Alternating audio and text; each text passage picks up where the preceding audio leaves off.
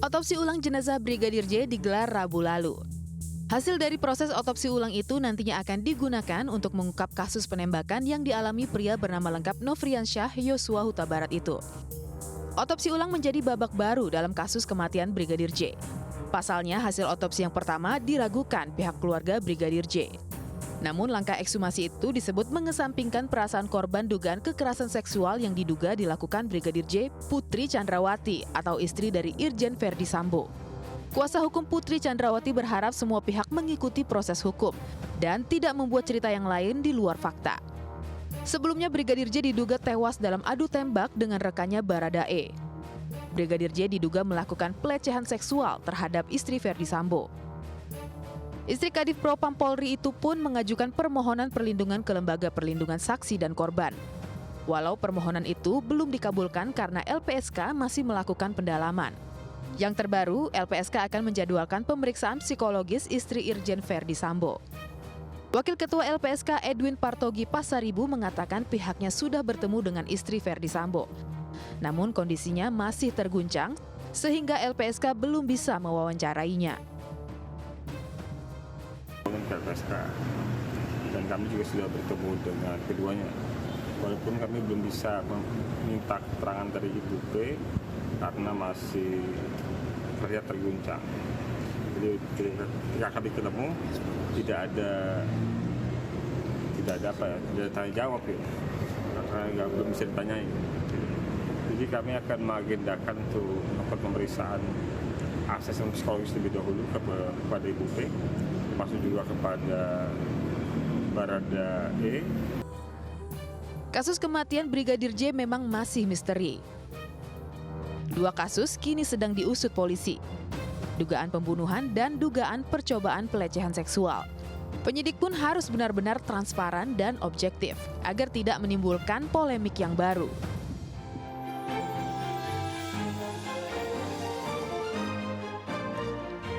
Pemirsa, drama kasus dugaan adu tembak antar polisi yang menewaskan Brigadir Yosua Huta Barat terus berlanjut. Satu persatu fakta terkuak di tengah dua kasus yang mengemuka. Apakah Brigadir J korban pembunuhan atau benar yang bersangkutan sebelum tewas melakukan percobaan pelecehan seksual? Saya Ajatul Ratma, Anda menyaksikan MNC News Prime.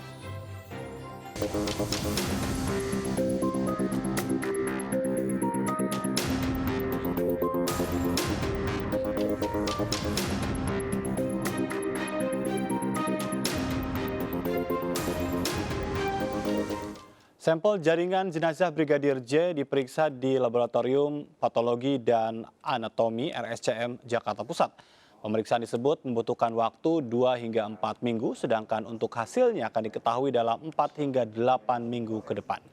Dokter forensik yang memimpin otopsi ulang jenazah Brigadir J, Ade Firmansah, mengatakan ada lebih dari 20 sampel yang diambil dari otopsi ulang jenazah Brigadir J. Dari jumlah tersebut diperkirakan akan menjadi 40-50 potongan yang akan diperiksa. Saat ini fokus pemeriksaannya adalah mengidentifikasi apakah ada tanda-tanda luka dan jika ditemukan luka akan diperiksa menggunakan mikroskop untuk menentukan apakah luka tersebut terjadi sesudah atau sebelum kejadian.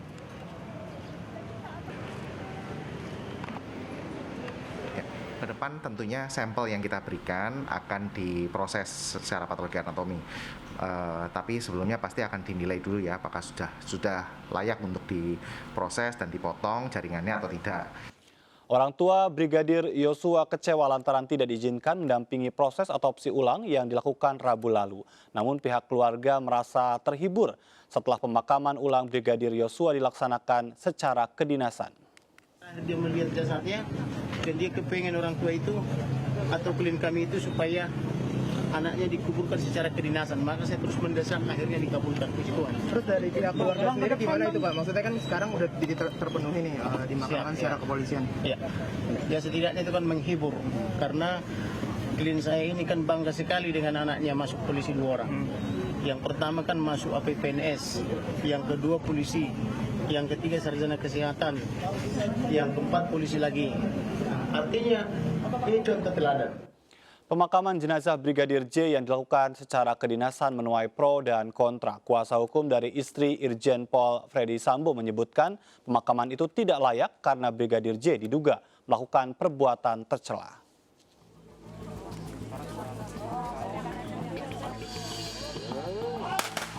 Pemakaman brigadir dengan upacara kepolisian dilakukan setelah proses autopsi ulang selesai. Jenazah dimakamkan di TPU Desa Sukamakmur, Sungai Bahar, Unit 1 Jambi. Pemakaman kedinasan ini sesuai dengan harapan keluarga almarhum. Namun pemakaman Brigadir Nofriansah Yosua alias Brigadir J secara kedinasan menuai polemik. Menurut pengacara istri Verdi Sambo, Arman Anis Brigadir J tidak layak dimakamkan secara kepolisian karena diduga melakukan perbuatan tercela. Terkait hal ini, pengacara keluarga Brigadir J pun buka suara. Menurut keluarga, pemakaman kedinasan Brigadir J sebagai bentuk penghormatan karena masih berstatus sebagai anggota Polri. Sementara itu, Polri menolak berkomentar soal polemik ini. Sebab menurut Kadif Humas Polri, Irjen Dedi Prasetyo, pihaknya hanya berfokus mengusut kasus kematian Brigadir Joshua. Sebelumnya, Brigadir J tewas dalam baku tembak dengan Baradae di rumah dinas Kadif Propam nonaktif Irjen Verdi Sambo di Kompleks Polri, Duren 3, Jakarta Selatan, 8 Juli lalu.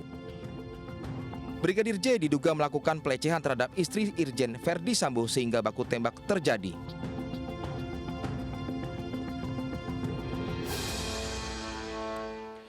Dugaan tindak pidana pembunuhan terhadap Brigadir J menguat setelah polisi mengabulkan permintaan otopsi ulang, menemukan rekaman CCTV dan jaringan komunikasi yang telah dibuka Puslapfor Polri di depan Komnas HAM. Namun bagaimana dengan dugaan pelecehan seksual yang dilakukan Brigadir Yosua terhadap istri dari Freddy Sambo?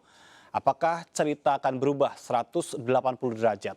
Sudah bergabung bersama kami melalui sambungan Zoom, Patra Mzen, kuasa hukum dari istri Verdi Sambo, dan Saur Siagian, tim advokasi penegakan hukum dan keadilan. Selamat malam, Bapak-Bapak. Assalamualaikum warahmatullahi wabarakatuh. Selamat malam, Mas Ajat. Baik. Malam. Bung Patra, langsung saja ini bicara tentang sikap dari keluarga Freddy Sambo, kabarnya keberatan dengan pemakaman yang dilakukan secara kedinasan untuk Brigadir J. Apa alasan kuatnya? Saya mau sampaikan bahwa tim kuasa itu ada sejumlah orang, ya, sejumlah advokat. Ya. Nah, jadi saya ini diberi tugas, diberi beban lingkup kerja, ya, untuk memastikan hak hukum klien saya, ibu, itu dihormati dan juga dilindungi. Jadi itu pembagian tugas lah begitu ya. Ya. Nah, yang bisa saya sampaikan saat ini ibu sudah dalam tahap konseling. Konseling itu maksudnya ya didampingi oleh psikolog yang ditunjuk oleh APSIFOR, Asosiasi Psikologi Forensik Indonesia, ya, ada lebih dari 2 orang, lebih dari 3, ini juga tim begitu. Ya. Nah, juga bisa saya sampaikan karena ibu ini merasa korban juga, ya, dugaan kekerasan seksual, pencabulan begitu, maka tim ini sudah melakukan observasi, melakukan juga dukungan psikologis awal, yaitu pendampingan dan stabilisasi emosi, psikoterapi, dan asesmen psikologis sudah dilakukan. Harapannya tentu dalam proses hukum ini, nanti kalau analisis dan hasil dari psikolog Ibu sudah siap memberikan keterangan yang seterang-terangnya, Ya. tentu akan kita hadir dalam semua panggilan dan atau permintaan untuk memberi keterangan. Artinya yang nanti Ibu ketiga, Putri akan menyampaikan apa yang dialaminya itu ke publik begitu secara terbuka. betul. Oh, kalau itu saya belum tahu ya, tapi kepentingan ini kan kepentingan proses hukum ya. Kita bisa baca misalnya Undang-Undang 12 tahun 2022 terkait dengan tindak pidana kekerasan seksual ya. Itu kan kalau dalam soal itu maka yang dibutuhkan dalam penyelidikan atau penyidikan keterangan korban dan keterangan dari saksi yang berkesesuaian dengan alat bukti, kan begitu. Ya. Nah, tentu saja klien kami harus memberikan keterangan. Tetapi kalau memberikan keterangan, ya tentu akan ditanya oleh penyidik, apakah saudara atau saudari ya sehat jasmani dan rohani, kan begitu. Nah, disitulah peran dari psikolog yang menerangkan secara ilmu apakah yang bersangkutan bisa memberikan keterangan yang sejelas-jelasnya dan seterang-terangnya, begitu Mas Ajat. Baik, Bung Patra, tapi kalau berbicara tentang dugaan lain, ini juga bicara tentang pengungkapan kasus dugaan pembunuhan. Bagaimana sebetulnya Anda menilik dua kasus ini dalam kondisi klien Anda memiliki bukti untuk kasus dugaan pelecehan seksual ini? Dalam hukum pidana Mas Ajat, ya itu teori yang digunakan oleh penyidik terkait dengan sebab akibat itu banyak. Itu yang disebut dalam hukum pidana itu teori kausalitas, ya. Jadi ajaran sebab akibat untuk delik material permasalahan menjadi penting. Makanya kalau advokat yang sering beracara benaran, bukan komentator ya, itu dia pasti mengerti membaca dakwaan jaksa. Kenapa? Jaksa nanti dalam dakwaannya akan menguraikan rangkaian peristiwa, baik bisa sebelumnya sampai dengan ya setelahnya. Nah, inilah yang kita minta masyarakat juga menunggu hasil dari penyidikan. Baik. Baik penyidikan laporan kami maupun laporan terkait terkait dengan tewasnya almarhum. Kenapa?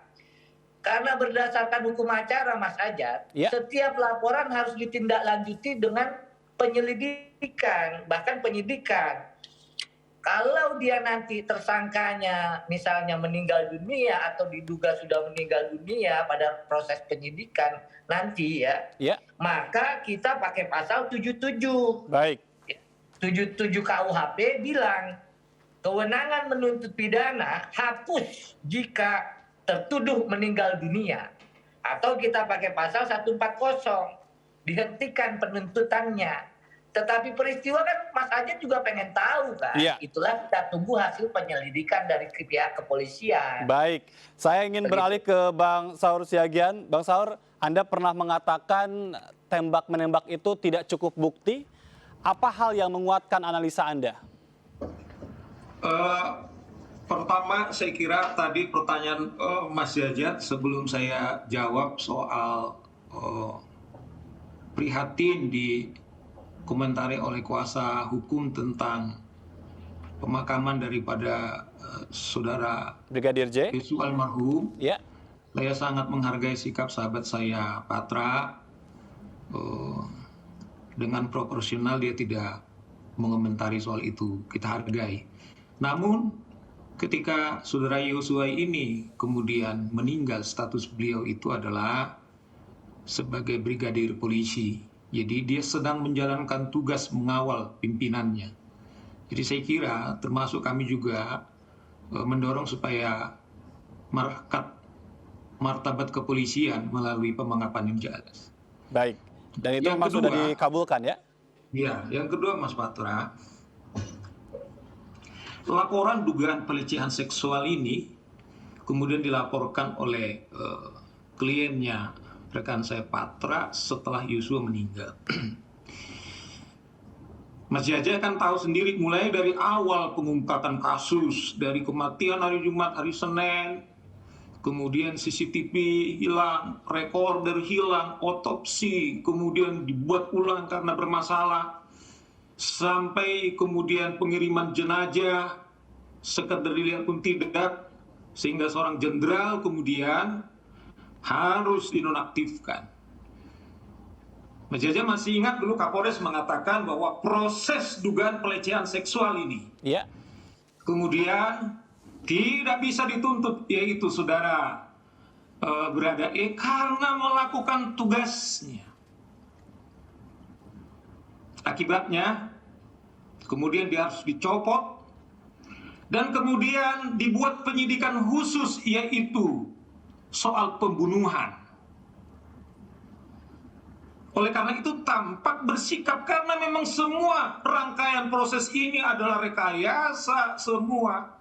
Dan termasuk otopsi yang terakhir yang dilakukan karena bermasalah otopsi tersebut. Apa yang mendasari analisa Anda bicara tentang rekayasa termasuk juga kasus dugaan kekerasan seksual ini? Yaitu misalnya hanya polisi mengatakan ada dugaan pelecehan seksual. Kalau soal tembak menembak masih dibilang ada 5, yaitu yang ditembakkan oleh saudara Brigadir E kena 7, sementara kemudian Yosua 7 ditembakkan tidak ada yang kena.